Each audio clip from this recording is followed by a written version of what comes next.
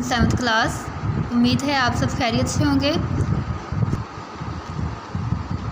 कल हमने हार्ट के बारे में पढ़ा था, आज हम पढ़ेंगे कि हार्ट में ब्लड की मूवमेंट कैसे होती है। यहाँ पे इन्होंने 5 डायग्राम शो की हुई हैं हार्ट की, ठीक है। मैंने बताया हुआ है कि जो मसल्स ऑफ एट्रिया के और वेंट्रिकल जो मसल्स हैं, इनमें एक एबिलिटी होती है कि ये कॉन्ट्रैक्ट कर सकें और रिलैक्स कर सकें, ठीक है। दोनों एट्रिया जो हैं, 2 एट्रिया मैंने आपको बताया, 2 एट्रिया होते हैं, 2 वेंट्रिकल होते हैं। दोनों एट्रिया और दोनों वेंट्रिकल एक साथ ही कॉन्ट्रैक्ट करते हैं। इसके अलावा जो वॉल्स होते हैं वो ब्लड की रॉन्ग मूवमेंट को रोकते हैं। हर टाइम हमारा जो हार्ट है वो बीट कर रहा होता है, और जब हार्ट बीट करता है तो हमें एक डबल साउंड सुनाई देती है जो लब डब होती है, लब डब एंड सो ऑन। और इसी तरह ये आवाज़ जो है चलती रहती है। नीचे डायग्राम्स की तरफ आते हैं कि जो एट्रिया है, यहाँ से ब्लड जो है एट्रिया में आता रहता है, ठीक है। ये देखिए, ये एक एट्रिया, ये दूसरा। यहाँ से वेंस के ज़रिए ब्लड आता है एट्रिया में। जब एट्रिया जो है वो फुल हो जाते हैं ब्लड से, तब ये दोनों कॉन्ट्रैक्ट करते हैं। तो इन वॉल्स के ज़रिए, इस रास्ते के ज़रिए ब्लड जो है नीचे दोनों वेंट्रिकल्स में आ जाता है। जब वेंट्रिकल ब्लड से फुल हो जाते हैं तब वेंट्रिकल कॉन्ट्रैक्ट करते हैं, तो ये ब्लड जो है आर्टरीज़ के ज़रिए बाहर बॉडी की तरफ सप्लाई हो जाता है। ये देखिए, यहाँ पे जब दोनों वेंट्रिकल कॉन्ट्रैक्ट करेंगे तब ब्लड जो है वो बाहर इन आर्टरीज़ के ज़रिए पूरी बॉडी को सप्लाई हो जाएगी। अब ये देखिए, यहाँ पे इन्होंने कहा है कि जब एट्रिया जो हैं ब्लड से फुल हो जाते हैं तब वेंट्रिकल्स की बारी होती है कि अब वो कॉन्ट्रैक्ट करें। जब वेंट्रिकल्स कॉन्ट्रैक्ट करते हैं तो तब एक आवाज़ आती है जिसको कहते हैं लब, ठीक है। लब आवाज़ तब आती है जब हमारे एट्रिया जो हैं ये दोनों कॉन्ट्रैक्ट करते हैं, और उसके बाद जब एट्रिया कॉन्ट्रैक्ट कर लेते हैं तब बारी होती है वेंट्रिकल्स की। तो वेंट्रिकल्स जब ब्लड से फुल हो जाते हैं तब ये दोनों कॉन्ट्रैक्ट करते हैं। तो यहाँ पे एक दूसरी साउंड प्रोड्यूस होती है जिसको कहते हैं डब साउंड। अब यहाँ उन्होंने बताया हुआ है कि हमारी बॉडी में ब्लड की सर्कुलेशन कैसे होती है। बेटा ये डायग्राम देखें, इसी से आपको सारी समझ आ जाएगी। ये देखिए, ये हमारा हार्ट है, ठीक है। हार्ट से मैंने आपको बताया था जब वेंट्रिकल कॉन्ट्रैक्ट करते हैं तब ऑक्सीजनेटेड ब्लड हमारी पूरी बॉडी को सप्लाई हो जाता है। ये देखें, आर्टरीज़ हैं जिसमें ऑक्सीजनेटेड ब्लड होता है। ऑक्सीजनेटेड ब्लड का मतलब है ऑक्सीजन वाला ब्लड, डीऑक्सीजनेटेड ब्लड का मतलब है बगैर ऑक्सीजन वाला ब्लड। अब ये देखें, ये लेफ़्ट साइड है। लेफ़्ट साइड हमारा हार्ट भी आपको पता है लेफ़्ट साइड में है।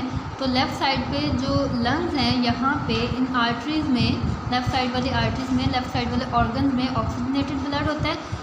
जब हमारा वेंट्रिकल्स कॉन्ट्रैक्ट करते हैं तो ब्लड हमारी बॉडी की तरफ मूव हो जाता है। ये देखें, आर्टरीज़ में ब्लड जा रहा है। यहाँ से फिर सेल्स को ऑक्सीजन प्रोवाइड करने के बाद दोबारा यहाँ पे वेन्स होती हैं, वो इसी ब्लड को कलेक्ट करती हैं, और यहाँ पे ये डीऑक्सीजनेटेड ब्लड होता है। ये ब्लड दोबारा हार्ट की तरफ जाता है, हार्ट से यहाँ ये लंग्स की तरफ जाता है, लंग्स से फिर हार्ट की तरफ, और हार्ट से बॉडी की तरफ। इस सारे प्रोसेस में हमारा ब्लड जो है वो हार्ट से 2 दफ़ा गुजरता है, फिर जाके एक सर्कल कंप्लीट होता है। पहले जो ब्लड है वो हमारे हार्ट से निकलेगा, बॉडी की तरफ जाएगा, बॉडी से फिर हार्ट में जाएगा, ठीक है। हार्ट से यहाँ पे लंग्स में जाएगा, लंग्स से फिर हार्ट में आएगा। इस तरह यहाँ पे आके ये एक सर्कल कंप्लीट होगा। बेटा अगर आप डायग्राम को देखें तो हमें पता चलेगा कि जो लेफ़्ट वेंट्रिकल है इसकी वॉल्स यहाँ बहुत ज़्यादा थिक होती हैं, क्योंकि लेफ़्ट वेंट्रिकल जब कॉन्ट्रैक्ट करेगा तो इसने ब्लड पूरी बॉडी को सप्लाई करना होता है, ठीक है। अगर ये प्रेशर से ब्लड सप्लाई करेगा तब भी पूरी बॉडी तक, हमारी फिंगर तक, हमारी टोज तक तभी जाके पहुँचेगा। इसलिए जो लेफ़्ट वेंट्रिकल है इसकी वॉल्स बहुत ज़्यादा थिक होती हैं as compare to right ventricle. Right ventricle जो है उसकी वॉल जो थिन होती हैं, क्योंकि इसने बहुत ही शॉर्ट डिस्टेंस कवर करना होता है ब्लड ने।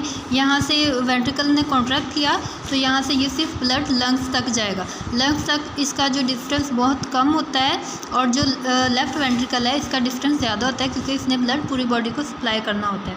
इसलिए जो लेफ़्ट वेंट्रिकल है इसकी वॉल्स जो है वो ज़्यादा थिक हैं और मस्कुलर हैं।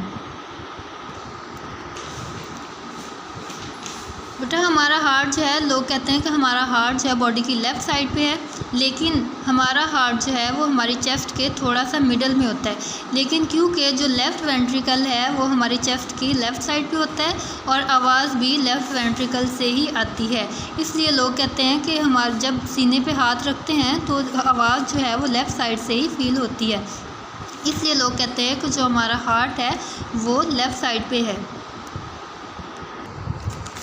नेक्स्ट पेज पर है आर्टरीज, वेन्स एंड कैपिलरीज। यहाँ पे इनका फंक्शन क्या है और ये क्या काम करती हैं। सबसे पहले मैं आपको आर्टरी, वेन और कैपिलरी का डिफरेंस बता दूँ। इनका डिफरेंस ये होता है कि आर्टरी जो है इसकी वॉल्स बहुत ज़्यादा थिक होती हैं, जैसे कि आपको ये डायग्राम में नज़र आ रहा है। और जो वेन्स हैं इनकी जो वॉल्स हैं ये थिन होती हैं, ठीक है।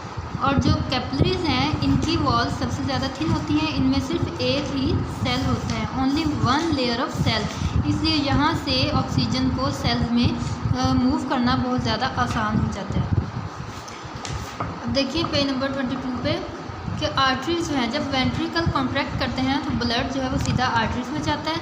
आर्टरीज जो है ब्लड को फिर पूरी बॉडी की तरफ लेके जाती हैं, क्योंकि वेंट्रिकल जब कॉन्ट्रैक्ट करता है, लेफ़्ट वेंट्रिकल जब कॉन्ट्रैक्ट करता है तो ब्लड बहुत ज़्यादा प्रेशर के साथ आर्टरीज में जाता है, इसलिए आर्टरीज की जो वॉल्स हैं वो थिक होती हैं, ठीक है। आप लोग जब अपनी रिस्ट पर हाथ रखते हैं तो जो पल्स आपको फील होती है वो भी आर्टरी ही होती है, क्योंकि आर्टरीज में ब्लड का प्रेशर ज़्यादा होता है और जो वेन्स हैं उनमें ब्लड का प्रेशर बिल्कुल भी नहीं होता। अगर आप अपनी बॉडी के ऊपर देखें ब्लू कलर की वेन्स होती हैं, वहाँ पे हाथ लगाएंगे तो आपको वहाँ पे पल्स जो है वो महसूस नहीं होगी। लेकिन आप लोग अगर अपनी आर्टरीज के ऊपर, जैसे मैंने आपको निशान पीछे भी बताया था कि रिस्ट के ऊपर हाथ रखेंगे यहाँ पर, तो आपको पल्स जो है वो फील होगी।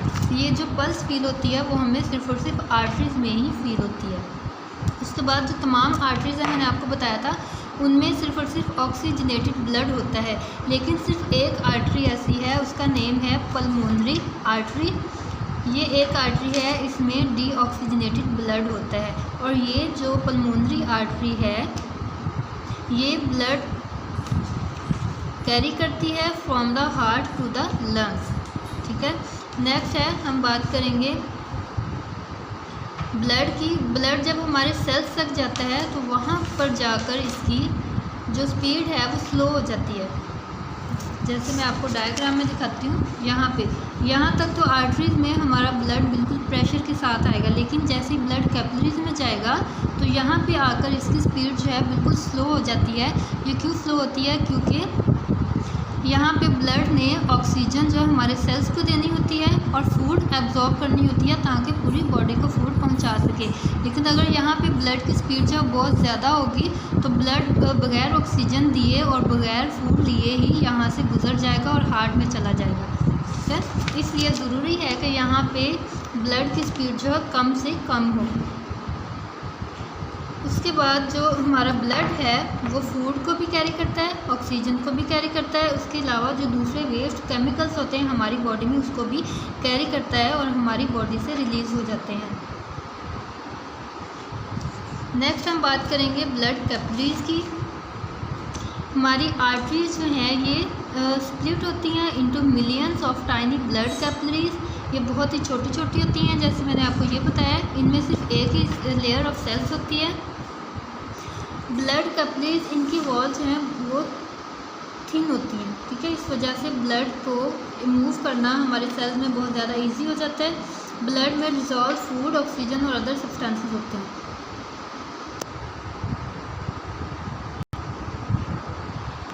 जैसे ही ब्लड हमारे टिश्यूज में जाता है फिर जो कैपिलरीज हैं दोबारा ज्वाइन अप होती हैं और ये वेन्स बना देती हैं। ब्लू कलर की वेन्स होती हैं। और वेन्स में कौन सा ब्लड होता है? Deoxygenated blood.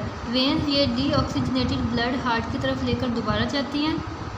वहाँ पे ये जाके लेफ़्ट राइट आर्टरी में कलेक्ट होती हैं, वहाँ से राइट वेंट्रिकल में चली जाती हैं। राइट वेंट्रिकल दोबारा इसको हार्ट की तरफ लंग्स की तरफ भेज देता है, ठीक है। उसमें डीऑक्सीजनेटेड ब्लड होता है। जो तमाम वेन्स हैं उनमें सिर्फ और सिर्फ डीऑक्सीजनेटेड ब्लड होता है, लेकिन सिर्फ एक वेन ऐसी है जिसका नेम है पल्मोनरी वेन। इसमें ऑक्सीजनेटेड ब्लड होता है क्योंकि ये हमारे लंग्स से ब्लड को लेकर हार्ट की तरफ जाती है। वेन्स जो हैं इनकी जो वॉल्स हैं वो थिक होती हैं, ना थिक होती हैं और ज़्यादा मस्कुलर भी नहीं होती एज़ कम्पेयर टू आर्टरी। और यहाँ पे जो हमारा ब्लड है इसका प्रेशर बिल्कुल भी नहीं होता। लेकिन यहाँ पे क्वेश्चन ये है कि अगर हमारे ब्लड का वेन में प्रेशर नहीं होता तो ये दोबारा ब्लड हार्ट की तरफ कैसे जाता है। इसका आंसर ये है कि जो हमारी वेन्स हैं इनमें वॉल्स होते हैं, जैसे ये आपको डायग्राम में नज़र आ रहा है। तो ये हमारे जो मसल्स होते हैं ये भी कॉन्ट्रैक्ट करते हैं। कॉन्ट्रैक्ट करने के बाद जो ब्लड है वो आगे मूव कर जाता है, पीछे से जो वॉल्स हैं ये बंद हो जाते हैं और ये इसके बैक फ्लो को रोकते हैं। ऐसे ही करते जो हमारे मसल्स हैं वो कॉन्ट्रैक्ट करते हैं, ब्लड आगे मूव करता रहता है, तब ये जाके हमारे हार्ट में पहुंच जाता है।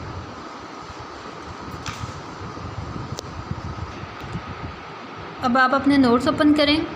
कल हमने किए थे पहले 4 क्वेश्चन, अब आपने करना है what are walls, how blood enters into the ventricles, define blood capillaries, what is the function of blood capillaries. आपने ये 4 क्वेश्चन लर्न करने हैं।